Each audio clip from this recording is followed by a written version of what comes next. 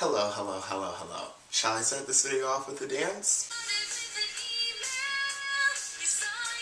Throughout the course of human technology, we've always wanted something better and something more convenient. We had records, and then everyone was like, I don't like records, let's make like cassettes. And so we had cassettes, and then everyone was like, no, I don't like cassettes, let's make CDs. And so we have CDs, and then everyone's like, no, I don't like that either, let's make MP3s. And so now we have MP3s. The same thing has happened to the evolution of reading material. First we had wall paintings, and then we decided that was too lame and too stationary, so we carved meaning into stone and wood. And then Johann Friedrich Gutenberg comes along in 1439 and is all like, oh, I invented movable type, printing press, suckers! So we did that for a set of 100 years, and then the new century came along, and Amazon and Barnes & Noble and Steve Jobs were all like, but we daren't, we need to be more innovative, let's invent e-readers for this e-culture in which we live. So clearly,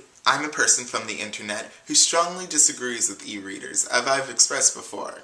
As someone studying in the field of print media, I can say that e-readers not only terrify me, but allow me to feel a great resentment toward them. I don't care what anyone says about the economic downturn causing this slope in book sales. It's not that less and less people are going to Borders, it's just that more and more people are taking advantage of e-readers and leaving libraries and bookstores to the back burner. While bookstore giants like Barnes & Noble and Books A Million, as well as several thousand other independent bookstores around the world see a decrease in sales and freak out they might not have jobs next year, Amazon is rolling in the bills and bucks that its e-child, the e-reader, has given it. But just think about all the wonderful memories physical books have given you. Like, I'll always remember summer reading when I didn't really want to summer read, and I'll always remember the scholastic book fairs at my elementary and middle schools, and I'll always remember Order of the Phoenix in 2003, and then Half-Blood Prince in 2005, and then Deathly Hallows in 2007,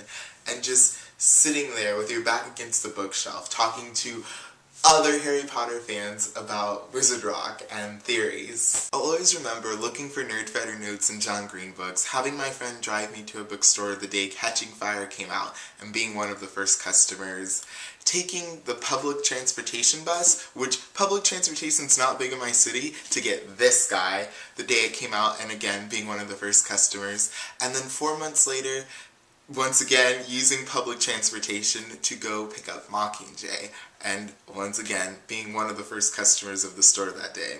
And while download parties were like, everyone downloads the same book at midnight with their e-readers in hand, seems like such an incredibly cool idea that I can't even like handle it, I really will miss like the wonderful memories associated with getting a physical book. And that's something you just can't evanesco. So, years from now, when you're taking your kid to that download party, and remember, download parties are inherently evil because anyone can spoil a book that much quicker, just saying.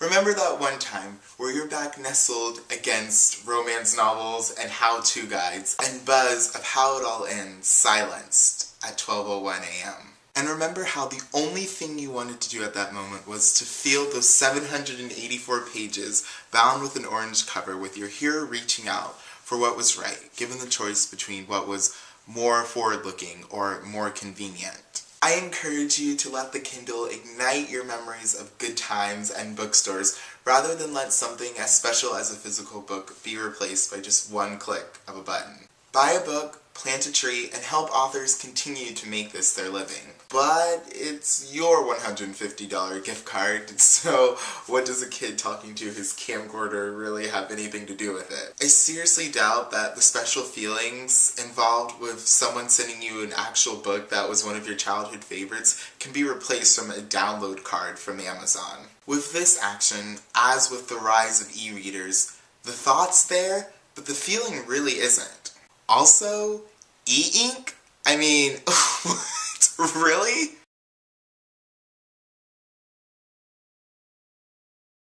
Hello friends of Ryan, my name is Liz and today's word is ebullient. It sounds kind of like e-bulletin, but it's not. It's an adjective used to describe something that is overflowing with fervor, excitement, you know, enthusiasm, that kind of thing.